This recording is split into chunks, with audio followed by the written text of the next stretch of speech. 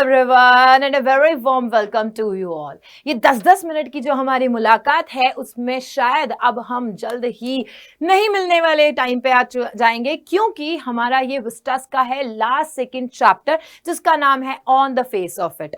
But I hope कि ये under 10 minutes वाले जो पार्ट है वो आपको बहुत ज़्यादा हेल्पफुल हो रहे हैं, क्योंकि इसके अंदर हम माइंड मैप कर ले रहे हैं, साथ ही साथ में की पॉइंट्स भी करते हैं.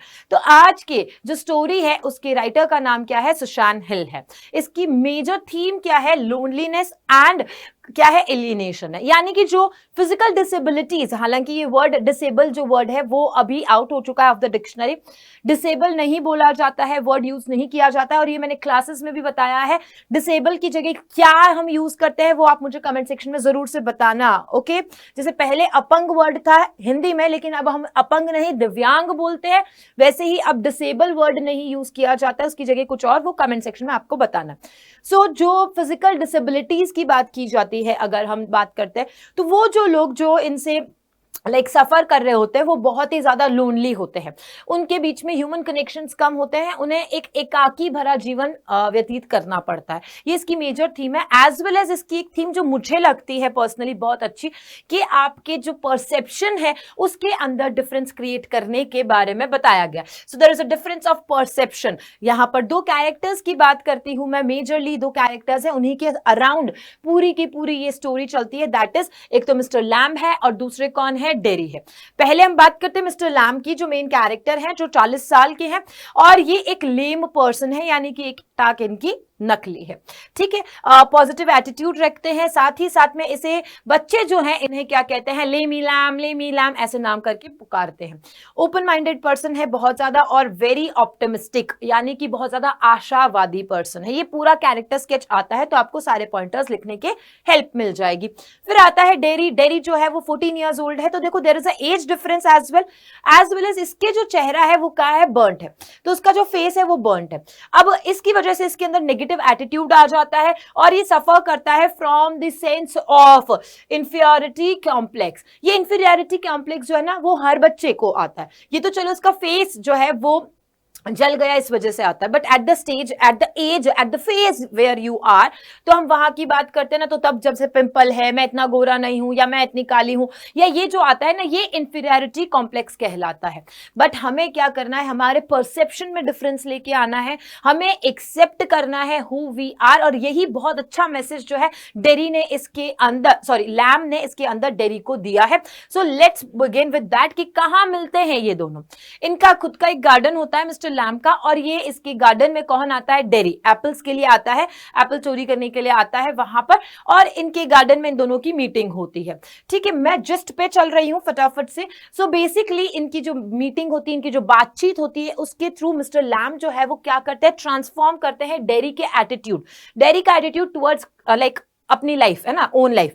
तो वो क्या सोचता है कि भाई मेरे को सारे जने जो है बिकॉज ऑफ माय फेस मुझे प्यार नहीं करते. मेरी मम्मी को तो प्यार करना जबरदस्ती पड़ रहा है क्योंकि मैं उनका बेटा हूं एंड ऑल. कोई मुझसे बात नहीं करना पसंद करता है बिकॉज मेरे फेस के कारण. ठीक है, ये सारी चीजें उसकी जो बातचीत से पता चलती है, उनसे हमें पता चलता है कि मिस्टर लैम्ब जो है उसे क्या क्या बताते हैं. मिस्टर लैम्ब सबसे पहले कहते हैं कि to be thankful to God, क्योंकि भगवान ने तुम्हें दोनों टांगे दिए, दोनों हाथ दिए हैं, दोनों आंखें दी है, एज वेल एज तुम्हें ब्रेन भी दिया है. सो फर्स्ट ऑफ ऑल तुम्हें थैंकफुल होना चाहिए गॉड को. ठीक है, फिर कहते हैं कि एक जीने की ना इच्छा होनी चाहिए, the will to live. So you must have the will to live. आपको जीने की इच्छा होनी चाहिए. Then face the harsh realities of life. ये भी बताते हैं कि भाई जो भी हुआ है उसको आप फेस करो, एक्सेप्ट करो. Meet people happily. खुद से प्यार करो, खुद हैप्पी रहो, और खुद जब हैप्पी रहोगे तब आप दूसरों के साथ में भी हैप्पीली जो है बातचीत करोगे. Enjoy the blessings of life. Life के अंदर जो मिल रहा है उसे एक्सेप्ट करो. अगेन एक्सेप्टेंस की बात बहुत अच्छी बोली है. एंड डेरी जो है वो अंडरस्टैंड करता है इन सारी बातों को, और शो करता है रिस्पेक्ट टुवर्ड्स मिस्टर लैम्ब. अब इस दौरान में क्या होता है कि बाद में इसे डेरी को याद आता है कि अरे बहुत टाइम हो गया है, और मुझे जो है मम्मा बुला रही होगी, मम्मा को टेंशन हो रही होगी, तो मुझे मम्मा के पास जाना है, मम्मा के पास जाना है, ऐसा करके वो जाना चाहता है. एंड डेरी उसे बार बार बोलते हैं कि देखो तुम एक बार जाओगे तुम वापस कभी नहीं आओगे, आज तक जो भी आया है वो वापस कभी नहीं आया, ऐसा करके उन्होंने बहुत बोला. एंड और मजाक मजाक में जो है वो डेरी कह देता है लैम को कि क्या पता तुम खड़े हो और तुम गिर जाओ, है ना, तुम खड़े हो जाओ और तुम गिर जाओ, तुम पेड़ पे चढ़ने की जो कोशिश सोच रहे हो उसमें तुम्हारे डेथ हो जाए और तुम्हें कोई बचाने वाला भी ना हो।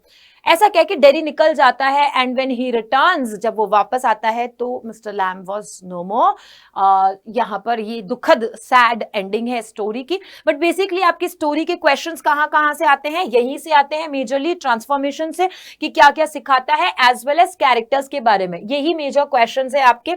चलिए, तो यहाँ पर हमारा हो जाता है कौन सा, on the face of it by Sushant Hill, ये भी कंप्लीट हो जाता है। लास्ट चैप्टर हमारा बाकी रहेगा जो मैं नेक्स्ट क्लास में आपको जरूर से बता दूंगी। अगर आपको ये क्लासेस अच्छी लग रही है एंड आपके लिए एग्जाम में बहुत ज्यादा हेल्पफुल है तो डू शेयर बच्चा, प्लीज अपने दोस्तों के साथ में शेयर करना, बिकॉज इन टाइम पे रिवीजन के काम आएगी। किसी ने कुछ याद नहीं किया तो ये कुछ की लाइंस जो है, की वर्ड्स जो है, की सेंटेंसेस जो है, ये उनको आंसर राइटिंग में बहुत हेल्प करेगा। So till then yes, do like my session और इसी तरीके से प्यार देते रहना बच्चों, और मैं आपके लिए बहुत कुछ अच्छा अच्छा नया नया लाती रहूंगी। Till then bye bye, thank you.